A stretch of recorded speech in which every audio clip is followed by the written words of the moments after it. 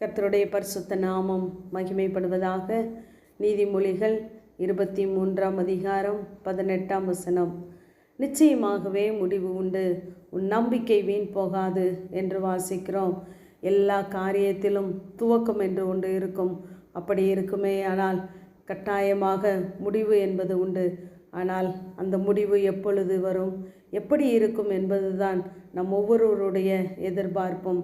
நாம் நினைப்பது போலவே எல்லா காரியங்களும் நமக்கு நன்மையாய் முடிவதில்லை.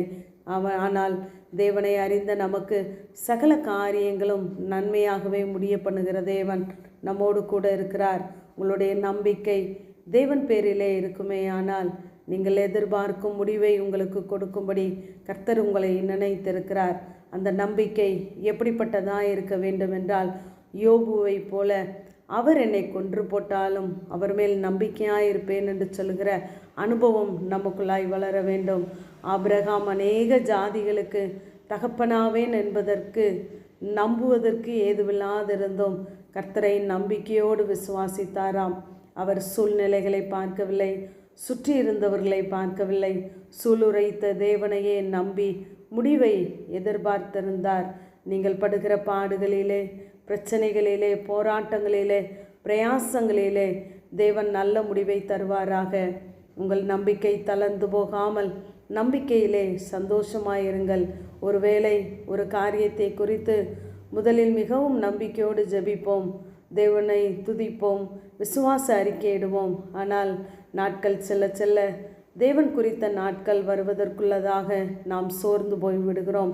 விசுவாசம் விலகி போய்விடுகிறது.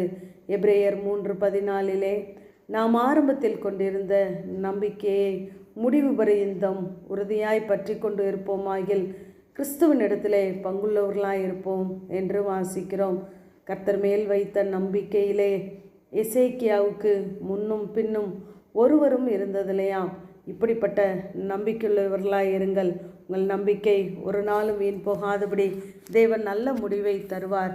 இப்படிப்பட்ட நல்ல முடிவுகளை நாம் கண்டு அனுபவிக்க வேண்டுமென்றால் அதற்கு முந்தைய வசனத்திலே நீ நாடோறும் கர்த்தரை பற்றும் பயத்தோடு கூட இரு என்று சொல்கிறார். தேவன் நமக்கு தருகிற ஒவ்வொரு ஆசீர்வாதத்திற்கு முன்பதாக ஒரு நிபந்தனைகளை வைக்கிறார். நாம் அவற்றை செய்யும்போது தேவன் வாக்கு மாறாத தேவன் நம்மை ஆசீர்வதிக்கிறவராகவே இருக்கிறார். ஆகவே நீங்கள் எதிர்பார்க்கிற காரியங்களிலே நல்ல முடிவுகளை நீங்கள் பார்க்க வேண்டுமென்றால் ஒவ்வொரு நாளும் கர்த்தரை பற்றிய பயம் நமக்குள்ளே இருக்க வேண்டும். பொல்லாத காரியங்களை விட்டு விலகி தீமையானவைகளை வெறுத்து நாம் தேவனுக்கு பயந்திருக்கிறவர்களாக இருக்க வேண்டும்.